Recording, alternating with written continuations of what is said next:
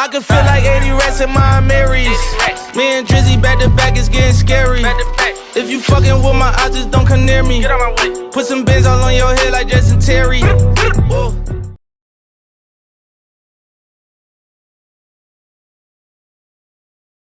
Let's get it, let's get it. The Faison View Podcast, episode 208. That's episode 208.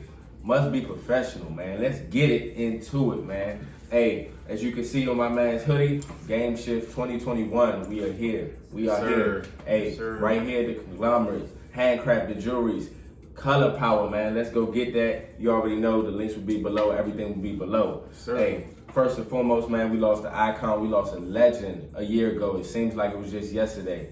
Man, I remember everything that day. I was at the airport with my son coming back in town. I remember everything about that day, man. It just give me the shivers, man. I'm still emotional about that. Rest in peace, Kobe, Gigi, and all the loved ones who were lost that day. Yeah, we're gonna talk about the recap, man. Verzuz Who Won, Ashanti, Keisha Cole, man. It was a little ghetto at first, but we made it through. It was a little ghetto. Adam Sandler or Jim Carrey? The conversation came up this week when they talking about Verzuz. They talking about getting more versatile with different things. They're also doing the NFL with Verzuz. Yeah. So I like how they spreading out and doing different things with the Verzuz. So we're going to talk about that. Top 5 actors and top 5 actresses, of course, the queens. And we're going to get into that. DaniLeigh, man, she might have messed up, bro. She messed up. It's crazy. So we're going to get into that. She apologizes for her new song, Yellowbone, and it receives backlash.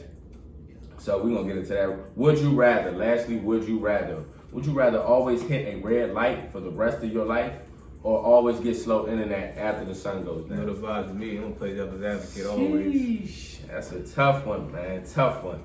But as you know, coming into the episode, number 24, number 8, man, Kobe, man, may you rest in peace. We love you.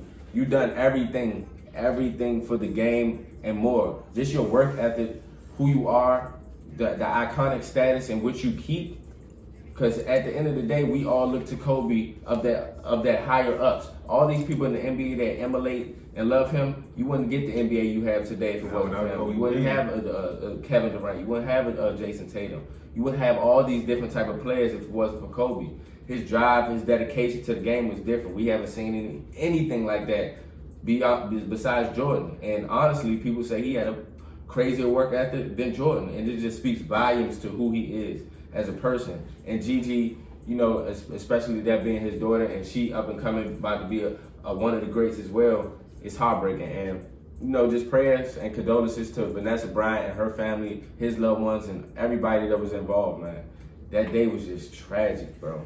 Very tragic day. I was at brunch with my family, and I remember me and my pops had gotten into it, and I got up from the table and I sat in the car, and I looked in my group chat, and it was just like pandemonium. I was just like, yo, it was TMZ broke the story. So when I seen it, I was kind of like, no, not Kobe. Kobe, not the dude like the headline should have read Kobe saves people in helicopter crash. That's something you expect to see. Like I remember that video of him directing traffic after an accident. Like that's some Kobe Bryant stuff. So like when more news kept pouring, it was just so unreal. I was just like, yo, like. And then it was like, you know, and then me and my dad, you know, we pieced it up when he came out, and I told him what happened. It was just like I just couldn't believe it. Like, but I mean, yeah, Kobe meant so much to the game. The greatest player that I have ever seen play. Me too. It's Kobe Bryant, man. And you know, I mean, dude was so good. I mean, there was 2 of them, and they were both first ballot Hall of Famers. Just so many great memories. 10 years drive. Yeah, man. It's just like, you know, Kobe stood for more than just basketball play. He stood for, you know, improving of himself and loving himself and persevering through hard times. You know, it was difficult for him to come into the NBA at such a young age. You know, his career started off 2 air balls, and you saw how he progressed through that. I mean, his marriage was on the rocks after, a bad decision that he made, and he persevered through that. And, you know, having kids while still trying to play at the top of your game and win championships, he persevered through that. And then losing Shaq and people saying, he couldn't do it without that. He persevered through that. And, you know, and even after, you know, he bared his soul to the game, and the things he was doing outside of basketball. I mean, he persevered through that. You know, he was a dude that was going to, by any means, like if it was important to him, he was going to make it happen. That's something I try to instill, you know, with my people that's on my game shift team. That, you know, like you gotta persevere through things, man. And you know, if it's important to you, like this is important to you, you'll make it happen. You know, Kobe didn't want to sacrifice his gameplay, but he definitely wasn't going to sacrifice being a good dad or husband. So he made it work. You know, whether it be getting up later. What I respect about Kobe, everything he did, like you said, everything he did, it was the work ethic that he put into it, the love he put into it, the passion he put into it. He put everything into what he did. And that's what I want to start my son. I want my son growing up knowing who Kobe Bryant is, because if it wasn't for that man, you don't get this man too. Well, just because it's basketball, it's more than sports. It's more than sports. Like sports is everything, and that involves in life too as well. So it's just like with that, with Kobe being said, that man, that's so near and dear to my heart, bro. Kobe for me, like, and this is just my human brain and how it works, you know, everyone wants to be used by God, and you know, and sometimes God needs to use you in death. And so for me, this is just my human brain trying to, you know, put it all together. It's like I remember what we were going through, like right before those moments. The world was talking about World War III. Correct. I vividly remember that. Correct. We were talking about going to war with Korea and this and the third. It was all on Twitter and memes, and then Kobe passes. Yep. And at that moment, no one's talking about World War III. Yep. The entire world comes together to celebrate the life of this one man, because he did more than just impact USA basketball. I mean, Kobe meant a lot to people around the world. I have coworkers from the Philippines, especially in the Philippines, man. I had coworkers from the Philippines who just took it so hard because he meant a lot to them over there. The way they honored him was crazy. So Kobe meant a lot to everybody. A worldwide superstar. Yeah, man. he meant a lot to the entire planet, man. So he was like a superhero, bro. He was like a real talented superhero. So yeah, man. To see that was just, it just hits home. It just hits hard, and you know, it's just, you know, somebody that, you know, you're gonna remember for the rest of your life. You know, you look at him as an example of how do you want to go out. You know, you want to be somebody that people remember and talk highly of. You know, everyone doesn't get that. So when he got out of his career of basketball, he received the Oscar. He was on to other bigger and better things, man. And he always dedicated his time, which I love, dedicated his time to his children. And that was number one, because at the end of the day, unfortunately, he passed going to a basketball game, going to an event, loving his children and what they do and supporting them, you know, and wanting them to be better. So, man, definitely something I'm going to honor in my game, for sure. Because it's hard for me to even try to make a basketball game at this point and not try to, you know, Kobe meant so much to the game. It's like, how can I not, you know? Absolutely, man. So, rest in peace, Kobe, Gigi, and everybody involved. My condolences, our condolences. Point blank, period. So Verzuz, man, let's get a little fun. You know, let's get a little fun. Verzuz recap, man.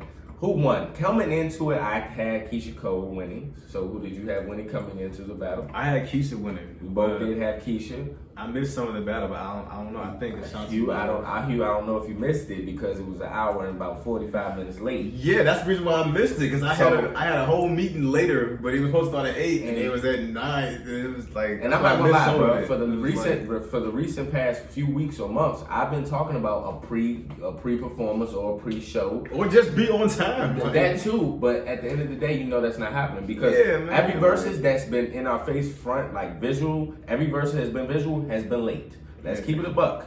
It wasn't this late, but Gucci, Jeezy was late. Snoop D, all of them you can name where they were late by some time. We having to stare at chairs for an hour. But that's what I'm saying. I think we should have smaller acts or somebody, you know, just somebody perform for us just so we can be somebody, you know, or like, a decent DJ. That dude wasn't it. Beginning of it, man, the beginning of it was just real. It was just real shaky. I think Keisha Cole expressed the reason why she didn't come on, which I feel like she should have. She said she should have sat down in the seat, but she was present. But it looked like Android connection. It looked like everything was going wrong with the connection. Ashanti sat down after an hour and she was playing some hits from some recent times. I mean, I love Ashanti, but I wasn't trying to hear that. But at that moment, because we were trying to get to it, man. So, but when they got to it, I feel like, in my personal view of how who won, the first 10, I had Keisha. I ain't saying all 10. I had her in the first half. Mm-hmm. Then when you got to the second half, I had Ashanti. So it was toss a turn for me, but I can see how people can edge Ashanti because she has those mega hits that are more notarized, or you know them a little bit more, and she played those towards the end, and she strategized that. Yeah. But I think Keisha didn't do a good job for the stuff that I did see, cause I missed the funny moment. I saw it on Twitter, but the funny moment of her having OT come out and sing Love, that was hilarious because that was if you know the history behind that, that's funny. But but I think Keisha messed up at the end, just not prioritizing her records. Like I feel like Last Night should have been one of those. I mean, I think she played it earlier, but I feel like that probably should have been her 20th. But she chose like a new joint she was going to put out for her 20th, and you could see that they had messed up her order. She said, "Oh man, I should have played this that." Right. So I think she didn't get. I think that's what messed her up. She didn't have it right. I don't even think the song order messed Keisha up. I just think the presentation after a while. Like we love Keisha, and Keisha is that one. And what I really love about Keisha is that she's real. She really embodies. I'm not saying Ashanti's not, but you can see the anger on her face. She's gonna make it known if she's happy, mad, or sad. I respect that, but it's not the time or place for it. You know what I'm saying? So when she was upset and stuff, it was kind of like. And then Ashanti, I don't care what nobody says. Ashanti was throwing her little jabs in there because, you got one person. Okay, Ashanti. Unfortunately, you can't control this. Yeah. One caught COVID. A month and a half ago, when we were supposed to be actually watching it, okay? Then the next time, it was another excuse there. And then now this time. So I can understand the frustration from Keisha, and I can understand the frustration from Ashanti now. So it's like, they was throwing slight jabs and stuff like that. So it was just like, it was cool. And then on Instagram and Apple TV, it was just, for it to the audio to be that bad, I'm not saying it was on those platforms, I'm just saying for their individual spaces where they at, and the DJs and the audio, I would be upset because that had a lot to do with Keisha's songs ringing off because Keisha wanted to perform her song. And Ashanti did well too, but those are both performers. So it was just like, There was another debate happening before the battle. It was like, because they're both like in the middle age, and they're like, who's more beautiful? I was like, I mean, they're both equally like beautiful. But I will say this. So Ashanti was on screen, right? Mm-hmm. Looking as great as she always does. Mm-hmm. But then when Keisha walked across that screen, I said, oh no. I said, yeah. Yeah. I don't know. And it's both of these women. And it's a different beautiful. order. Like, and they I just didn't expect both of them to come out and look like that amazing for this event. It was just great to see. I was like, yo. One thing you can't say that the longevity of black don't crack, so it don't matter. Like point blank period. They've been beautiful their whole career, their whole life. So, I didn't expect all that. Absolutely. So if I give a recap, I still had Keisha winning, bro. But it's hard, it's tough because when it got to the end, she started playing Foolish, and then you start to hear Rain. You start to hear Baby. It got a little. I couldn't pick a winner because I missed like a good portion of the battle. I missed like most of the first half, so I couldn't pick it. So. I don't know, bro. And a lot of people picked Ashanti, but so Twitter. I think Twitter was picking Ashanti. I'm gonna just be real. My real thing and my argument when we had a little battle versus over here. My main argument is that Keisha, and I'm not saying that both artists are good, but Keisha didn't really have too much backing. Don't get me wrong. I know she had Missy Elliott. I know she had other people, but I'm talking about writing her music and being just purely artistry. Ashanti brought a lot to Murder Inc. We're not gonna discredit that. But Murder Inc. brought a lot to Ashanti too. Yeah. A whole conglomerate, and you got a lot of big features out of those conglomerates. Keisha didn't have that luxury. So I'm not saying who's better or not, but my favorite musician would be Keisha Cole. And that's just how I stood on it. I mean, whoever you had winning is your preference, but I feel like it was a toss-up for me. All right, so moving on, and then within this convo after Verzuz, you can get on Black Twitter. I'm like, okay, cool, what's going on? Then I see pop up, man, Adam Sandler, Jim Carrey. I say, oh, that is an amazing, amazing battle of catalog, bro. Facts. So, the battle of catalog. To movies only. I'm not talking about anything, so I'm putting the criteria on it. Because they was talking scenes. Only. And changes my answer. But scenes that you can. It's too many scenes to go from. You know what I'm saying? Like you can pinpoint it. You gotta pick your own. That's how. I guess that's how they were doing. You gotta pick what you feel like is your most iconic or best, whatever. Well, yeah, it's true, but they have that within the movies though. So that's why I just said movies is a broad thing. So I had some movies notable here. So first of all, before I note these movies, who do you have? If I'm going movies, I gotta go Adam. You got Adam? Adam, for movie wise, I think Adam had a better catalog of movies. But if I was picking scenes, Jim Carrey definitely is somebody who brought more to his film. And his criteria too. So let's go through both. I might personally say Jim Carrey just because I love Adam Sandler, but I would say Jim Carrey just because, like you said, the role and the scene in which they play. Jim brings more to his movie, his characters. Very, you know what I'm saying, like artistic and creative. Extremely animated guy. Like the Grinch. The Grinch, like what he did with the Grinch, and you really see that, the mask. But I'm gonna get into his last joint, the Sonic, when he played Eggman in Sonic. Exactly, that was a good. Jim brings a lot to a character, roles, right? Man. So Adam Sandler movies, Adam Sandler got that heat. Happy Gilmore, Billy Madison, Waterboy, Big Daddy, Mr. Deeds. That's my boy. Click, Longest Yard. 8 Crazy Nights is such a slap on movie. I love 8 Crazy Nights. People don't really know about that. Grown Ups. I mean, those are just 10 notable ones. He has many more. Jim Carrey movies, you had Mask, legendary. Liar Liar, Dumb and Dumber, which is classic. Bruce Almighty was a classic movie too. Grinch is by far gotta watch it every year. It's submitted in history.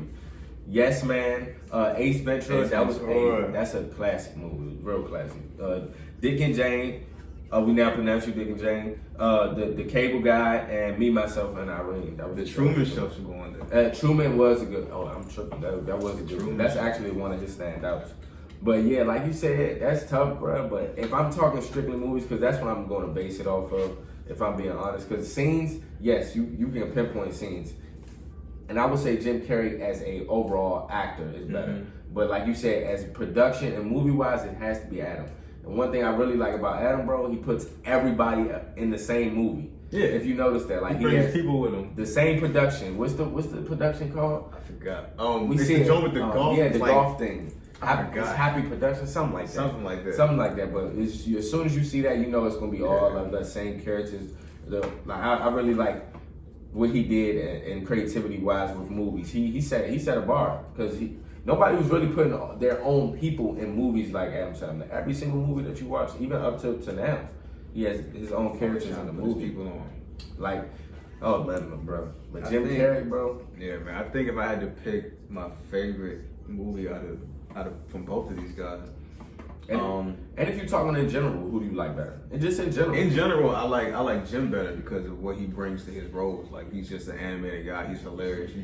You're not like he's foolish. Like I can't imagine being on that set and imagine. I would have to imagine you have to do at least 20 takes because I know you're laughing. I know you're laughing while he's doing what he's doing. There's no way you kept a straight face. He's serious about his roles. Yeah, there's no way you kept a straight face like while he did what he did. Like. And he's a legendary. My sister can quote pretty much every line from The Grinch. She makes us watch that every year. Like that's like so Jim is definitely that dude. Yeah, and they both good in their own right. So it's like it's preference with them. I'm just being honest. I've heard a lot of people that said they don't like Adam Sandler. I don't know why. If I had to pick my favorite Adam Sandler movie, it's Reign Over Me. Reign Over Me. One of my favorite actors is in it. I'll get to that in a second. But that's the movie for me that definitively proves Adam Sandler can act. People feel like he can't act because he plays the same guy. I'm like, no, if you've seen this movie, Adam, this is a movie where he plays a serious role. He's not a comedian. He's not being funny. It's a very serious movie. It's really good. It's him and Don Cheadle. Jada Pinkett is in it. It's called Reign Over Me. It's really, really good. So that's my favorite out of Adam. If I had to pick my favorite from Jim, probably either it's between Grinch, Bruce Almighty, and Yes Man. One of those three. Mine would be for Jim Carrey just because the nostalgic mask. Oh yeah, Liars up there too. And Adam Sandler, that's tough for me. He has too many great movies. So I would say Adam Sandler got that heat. I still remember seeing Grown Ups in the movies. I was dying. I might say Mr. Deeds. I love Mr. Deeds. But you can go with either one of those. But that's a good argument. And moving on, since we talking about actors, and those are comedians, but they are actors too. We're gonna give you the top 5 actors and actresses, respective kings and queens. So you go first on this one. So my favorite actor of all time is Will Smith. Will is the GOAT, man. Will is somebody, he's kind of like like Jay-Z, like he has a really great body of work that's just really hard to deny. He's done every type of movie, from animated to Disney to superheroes to serious comedy. And he's worked with a lot of great actors. He's worked with De Niro and Scorsese. He's worked with Regina King. He's worked with Tommy Lee. I mean, he's just got a great body of work. And I think what sets Will apart is that, and then of course my favorite show is Fresh Prince. You know, he's the only guy who's dominated. He's probably the only person who has been vastly successful in TV, film, and music. If I'm being honest, I would debate that, but go ahead. I would debate that. I don't know. But you have Jamie Foxx. Don't forget about it. It is a name. It is a name named Jamie Foxx. But compare his TV show to Will's TV show and the success. That's what I'm saying. Okay, cool. I mean, that's what I mean. Jamie Foxx show was a big show too. So I know, but like, think about the magnitude of Fresh Prince versus the magnitude of Jamie Foxx show. That's cool. I mean, that's cool. Go ahead. So my last thing with Will is just like I think what sets him apart is that he appeals to every generation because he's done enough, and he's still doing movies for every generation. Like, he just did Spies in Disguise, which is a kids movie. He's still doing the grown-up movies. He just did Suicide Squad, which is for the superhero folks. He appeals to everybody. Denzel's my second guy. Denzel is, another guy you can easily call the GOAT. Now, he's the person that, I wouldn't say, like, people younger than us it'll appeal to, but if you like our age and up, he's like the GOAT. But I think so. He's one of those that has those, Michael Jordan effects, Michael Jackson effects. He's that of acting. So that's true. He's one of those global icons that everybody knows. That's a fact. Denzel is like, I'm excited about, like, he's got a new movie coming out this week. Yep. Can't wait to watch. Can't wait. Yeah, he's definitely that guy. What's the plug on that? Hold on. What's the It's the little things. It's the little things. But he's one of those guys that you just like when he's got a movie, you gotta go see it. If he's in it, like Will, if he's in it, you gotta go see it, man. So incredible actor. My third is Don Cheadle. I've always been a big Don Cheadle guy. That's cool. Don Cheadle, he's one of those. He's not a movie star, but he's one of those really good actors that he plays important roles. He could be a movie star. He could, but like he's not your prominent. Yeah, it's like, but he plays really, really good roles. And I always like what he brings to his character. He always brings that edge, that X factor. Like, you gonna remember him like I like his character in Ocean's 11. He was the British dude. I like Crash, his character in Crash. He was really good in Crash. My favorite episode of Fresh Prince is the episode he was in when Ice Tray came to town. He was Ice Tray. So yeah, Don Cheadle, Brooklyn's Finest. He was really good in that. That's my third favorite actor. Fourth is Hugh Jackman. One for obvious reasons, because his name is Hugh, my name is Hugh. But other than that, he was an amazing actor. Like Wolverine was already one of my favorite superheroes, and then when he played it, to this day, I don't want to see anyone else play Wolverine. Like, that's the type of time. If it's not Hugh, I don't want to see it. I don't want to watch it. I forgot his name was Hugh. But that's how good it is. Like, yo, like if Hugh's not playing Wolverine, I don't want to see it. Like that. I liked him in The Greatest Showman. I liked him in Australia. He's just a really, really, really good actor. He can turn his accent off to accent off. People forget that he's Australian sometimes. That's facts. And my last guy is Mark Wahlberg, another really popular movie star. Marky Mark, another guy who actually came from rap and then took over the movie industry. Mark Wahlberg. Don't act like he was good at rap. I'm not saying he was good at rap. I'm not saying he was good at rap. I'm not saying he was good at rap. I'm just saying he came from rap and then went to acting and was really good at acting. About to say, name a song. Marky Mark and the Funky Bunch. Let's just remember that. Name a song. Listen, I know the name. I know the name of the group. Okay. But Mark Wahlberg is a dope actor, man. Alright, so let's get to my actors, because you up here. What they said, I know you ain't just don't bring up his lyrical rap career. I just said he just came from rap. That's all I said. He came from rap. That's a fact. He did that. I'm going. Top 5 actors for me is number 1, of course, Denzel. To me, it's not even a question. Iconic. Everything I grew up on watching, Denzel. Everything. And he's still, like we just said, he's a global icon to everything that's going on today. He's about to drop The Little Things. This is a recent movie he had. So his greatness, his level of greatness is unmatched. And next, Robert De Niro. Robert De Niro for me is just different. I'm surprised you didn't say that. I know it's preference. Goodfellas, bro, Casino, we can go as way far back, but those are my two favorite movies by Robert De Niro. And I feel like, you know, just like one of those, just like how you look at Morgan Freeman to be that, you know, he's like the God, he's like the leader, he's that one. I looked at Robert De Niro in those movies to lead. Like him and Denzel do the best job of leading a movie. Like it's different, you know, in their bond and things of that nature. And also he had what is that movie called, bro? He just had a movie with Al Pacino. Yes, bro. Oh my God, The Irishman is fire, bro. Yeah, The Irishman. Irishman is one of the greatest movies I've seen, bro. That's a fire movie, man. Like, you know, just speaking to how he captivates his roles. Samuel Jackson, you already know Samuel Jackson. It's not even close. Like there's that running joke. He's never seen any movie ever. He's the black. Never turned down a role. He's always been consistent in his role. He's had, and even in his, you know, not being the main role or the main star, he has destroyed the role. The Django was one of the most craziest, like funniest, Uncle Ruckus, best performances I've ever seen in my life. Him as Nick Fury. You know, like Nick Fury, that's still going on. That's still present. He's number one. He's got like, and because of that, he's number one in the box office. No, I'm saying like he's grossed the most in the box office out of all actors. That's because of all the films that he's been in. He has a lot of great franchises. And I don't want to ever, you know, say that, but he said it himself. Nobody's ever done a movie on crack. I'm talking. He was doing movie roles on crack. I'm not trying to be funny. This is serious. What?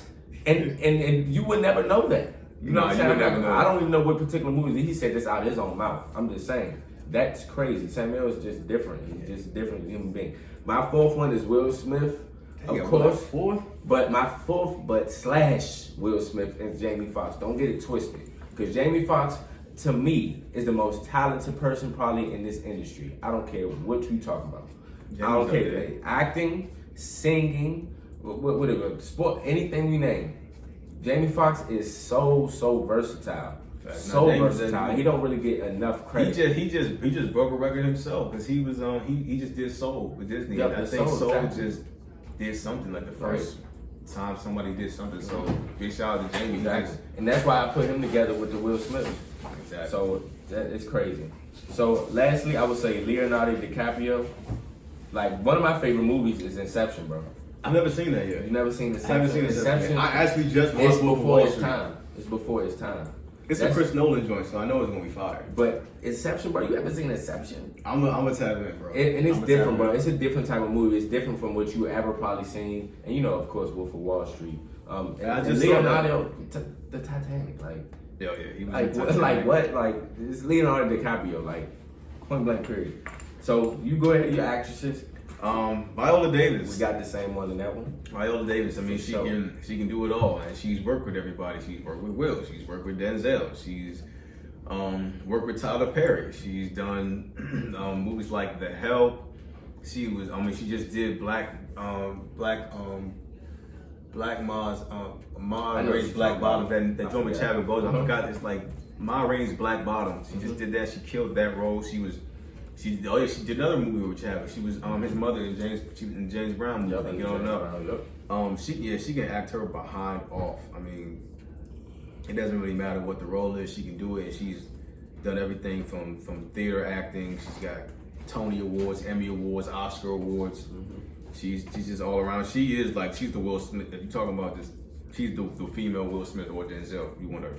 Absolutely. Queen Latifah is my number 2. That's a good one. I like Queen Latifah. That's a slap. That's somebody who, Will gave her first speaking part to, so shout out to him for that. Fresh Prince of Bel-Air? Yeah, that was her first time, ever being, like acting and anything. And so, like I said, somebody who came from rap, and now she's somebody we can talk. Who's rapping? Exactly. I'm about to say now, but I'm not going really to. legitimate. Yeah, she's a legitimate MC, but she's also legit in acting. She's got a lot of funny movies, Girls Trip, Taxi, Beauty Shop. Don't forget House Party. I know this slept on, but Bringing Down the House. Bringing Down the House. Taxi. Last Holiday. I said Taxi. I think she got a new show now. I think she's like. Because Denzel did The Equalizer, and I think they're doing a show called Equalizer with her. I think she's like the female version of what he was in that movie. I think it's supposed to be on TV. I watched that. The third is Taraji, DMV. Shout out to the DMV. Shout out to the DMV. Definitely another person who can just act her behind off. I mean, you give her a role, she's gonna put her heart, soul, her foot into it. Facts. You gonna remember her. You look like my mother. Remind me of my mother. My fourth is Sandra Bullock. I've always been a big Sandra Bullock fan, because my mother's a big Sandra Bullock fan. Too. She's pretty parallel. Yeah, she loves Sandra Bullock. So I always grew up on movies like what was that joint? Miss Congeniality. I grew up watching that a lot. That's so that was always movie. that's what made me Classic. a fan of hers, and I like her in The Proposal. And what changed mine, The Blind Side. That changed. The Blind Side was really good. She smoked that. Mm-hmm. And it was hard for me to pick my fourth, so I chose Salma Hayek. Not because of her acting skills, because she's gorgeous, but she does have movies that I do frequently watch. Like Desperado is a favorite movie of mine. I've seen that probably a million times, and that's her and Antonio Banderas. So I definitely can give her props. And she's done some very notable films. She's done Frida. Frida was a really popular joint. So definitely shout out to Salma Hayek. That's my list. That's a good one. And my list is pretty parallel. First, I have Viola Davis. That goes without speaking. He spoke to it for us. Sandra Bullock is another one. But I have two, about three he didn't say. So Angela Bassett is bar none. I mean, what can we say? Angela Bassett has been in every notable, amazing, great, captivating movie that we've probably seen in this modern day and past, and way before that as well. You know, she's still doing her thing. And Scarlett Johansson, like, what? Oh yeah, Scarlett Johansson, sneaky. Scarlett Johansson, she's been around some legendary classic movies. He's just not that into you. Yeah, he's just not that into. Dang, that's probably one of the biggest ones of hers. But you know, you see these noble faces all the time, and these are amazing actresses, and they are better than a lot of these actors. So don't get it twisted. Like, these women, amazing actresses that are way better actors than the male actors. If you want to be honest, there's a lot of captivating actresses. They put it down, man. Loretta Devine, the mother in every single. She's the only person who can play the same role differently. You can't miss that. Every time. Devine is different, bro. She's different. And she can play, honestly, and she's one of the one because she can play that same role and push that role in so many different ways and be amazing in that role. Yeah. So those definitely are my five right there. Shoosh. Man, moving on to the next topic is gonna be tough. Cause look here, I talk about colorism and I talk about how I don't like it at all. And I talk about it a lot on the Faison podcast. So we're gonna get into this DaniLeigh, who I actually, you know, she's cool. She makes good music, cool music. Like, I'm not a huge fan, but I'm very proud, notable of her music, cool. She apologized for the new song, Yellowbone, receives backlash. So let me give you, you know, a little history behind it, because I'm not here to be, you know, I'm not here to offend any woman or anything like that. I'm speaking on her point and what's going on, point blank period. So before she was, in present day, we don't know. She's dating the baby and what's going on with him. You know, him being another artist, but he also has the baby mother. So that being known, that she's a beautiful brown-skinned woman, and Delaney is a light-skinned woman. Okay, cool. It doesn't really matter where you want to go. So in this, she made a song tributing Yellowbones and how she loves her light-skinned woman and things of that nature. First of all, that's you gotta understand who you are as a celebrity. I feel like a lot of these artists and just entertainers don't understand their plight or their voice and what it means and with your fans and who your fans really are. We are not separating each other. That's the problem now. It shouldn't be any colorism. Wow, especially with black people.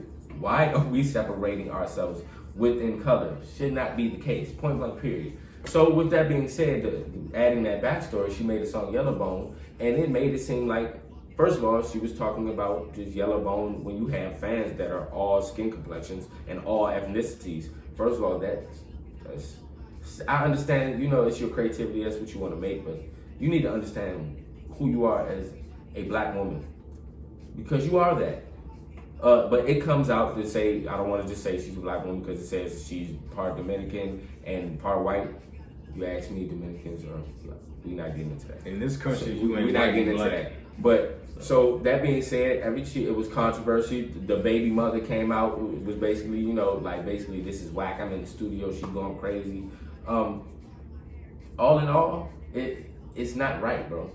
It's not right, and she deserved the backlash she's receiving for this, in my opinion. So, what is your opinion on it? I didn't hear the song, but from what I've read, because I think the Breakfast Club talked about it in the song. She's just simply celebrating, yellow skinned women, which is, I don't think there's an issue because dark skinned women celebrate their skin, which they should. Cool. Nothing wrong with that, and so.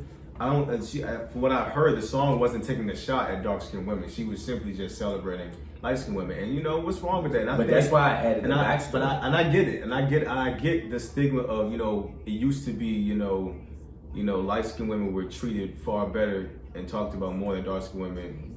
And I've seen and that was wrong. But I've seen lately now it's like light-skinned women are kind of receiving backlash just for being light-skinned. And two wrongs don't make it right. I get it, and this was wrong when we did this, but we shouldn't turn around and do it to them. Because it reminds me of a situation that happened. It was like somebody listed all the rappers that are married to black women, right? Mm-hmm. These are all the rappers married to black women, and somebody said, but two of them are married to light-skinned women, but we're not gonna talk about that. And I was like, but light-skinned women are black women. I'm like, some of it I think is just insecurity. Because it's like, why did that even need to be said? You know what I'm saying? It's a lot, and that's the problem with colorism. Is a lot of insecurities within our own race, It's a lot of insecurity. So it's within our own. I don't think she deserved backlash because I don't think she was trying to attack anybody. Okay, but hold on. I get why she apologized because I understand it, but I don't think they should have went that hard. And I don't think there's anything wrong. I think they should have went hard, bro, because it's the intent. So what I'm trying to say, it's the intent in which you're doing it. So that's why I added the backstory. The baby's baby mother, she's brown skin. She's a brown skin, beautiful melanin woman. So you think the song was like yes, it was, because she was saying, "Oh, my dude only likes yellow bones."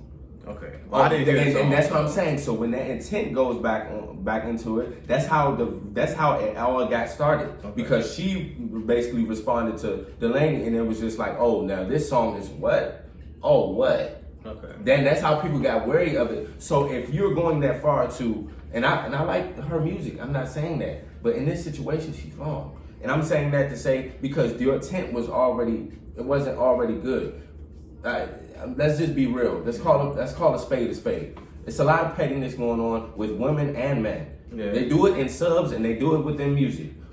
This has been going on recently. If you've been looking at social media, yes, it's not a big thing, but you've been seeing the baby with his baby mother, and you've been seeing the baby with the lady. But instead of addressing the baby, you're addressing the other woman. So within that, you addressing the other woman, you got mixed up in things that you shouldn't have said and done. Given that context, I get it. That's what I'm saying. That's why I added a little bit backstory. Overall, for me, I think we need to stop. I think we need to stop attacking light-skinned women for being proud to be light-skinned. Nothing wrong with that. We need to stop attacking all women for being what they want to be. That's point blank. Period. We need to stop attacking each other for our skin color, and especially a man. You shouldn't. That's not your place. Stay in your place, or you will be gone and canceled, bro. Yeah. Stay in your place and understand that's woman, bro. Respect women as women, no matter what. Well, yeah, but Charlamagne made a good point. You know what I'm saying? The dark skinned queens, they get their stuff off, and they should. You got songs like "Brown Skin Girl" by Beyonce. I love that song. It's a great song, and songs like that are needed. You definitely want to hear stuff like that. But I feel like maybe. I just feel like that she wanted to. I'm not saying she did it, but I don't think there should be a problem with a light-skinned woman wanting to make a song for light-skinned girls to feel beautiful. I'm not saying that, but I'm saying like brown sugar, all that brown skin. But that was because that's in the plight of how America looked at our brown skin, dark skin women, not our light skinned women or other black women of color who are lighter looking upon them like that. So they wasn't making a song out of the intent to be like, oh, forget y'all light skin, this brown skin. They were making that song intent to America and these white motherfuckers that are just being real, that are really hating on us for coming into work, wearing dreads, doing certain things, being beautiful, expressing myself. That's who they're relating that to. You know what I'm saying? Instead of it being a back and forth thing between each other, that had a lot of meaning and content to it. That's why we heard a lot of things about, brown sugar, like just brown sugar in general. You know what I'm saying? Just understanding the plight of that and making the world understand that, guess what? We're people. We're black. We're beautiful women. we run this world for real. Man, So, moral of the story, man, you can be chocolate and be sexy, and you can be light skinned and you're still black. And at the end of the day, man, you know, you can't let stuff like that get in the way of how you view each other and how we view ourselves. You know, yellow bones, red bones. No, it doesn't matter. It doesn't matter. Our black women are beautiful. I just point blank. Pretty much. To even say more and you have the right to celebrate, you know, your skin. If you're proud of being your skin, you have the right to celebrate it. Correct. Just come correct, you know. That's what it's about. It's about coming correct, point blank, and the content behind what you coming. So moving on. Would you rather always hit a red light for the rest of your life? So I'm talking about constantly. You out. You hit a red light every single time you out. There's a lot of impatient people out there because I'm impatient. I swear to God, I be going off in the car. Off. So, or always get slow internet after the sun goes down. So which would you rather, bro? Now, you know me. You got to go first. That's fine. I gotta come back. Always get hit. Now, oh man, this is tough actually. Hold up. Nah, I'd rather always get hit with a red light. I might be tight, but the internet moving slow, and depending, you know, and I'm dropping episodes or watching podcasts or just learning or doing schoolwork or doing anything of that nature, and the internet keep going out, I'm gonna be probably way more upset. But it's all patience wise, so I would say get hit. All right, so I'm gonna go with I would rather. So you're saying you don't mind the internet being down? No, I'm telling you that I would rather get hit with the red light the rest of my life. Oh, okay. So for me, I would rather. I'm gonna go the opposite of that. Cause you know, if I'm going somewhere, I don't have to worry about red lights. You know, I'm on my way, and I'll get there a whole lot faster than everybody else. I am somebody who does like to, you know, use the internet at night. But I mean, if it comes down to it, I just play a video game. You know, I just play a video game at night, and then I don't have to worry about stuff like, you know, the internet being slow. The worst that will happen is that the PlayStation Network's not connected, and I won't get a trophy. All right, cool. I can still play the game. But yeah, man, if I can save some time of like I hate when I forget to eat before a football game, and then I gotta go get the food and then bring it back. And then like you feel like you missed most of the game, or you gotta watch it on the road, which is mad dangerous. If I don't got no red lights, I can get to my food and get back. And like the first quarter ain't even started yet. So True. no, at night I just play a video game, man. I'll just play a video game when the sun goes down and get like that.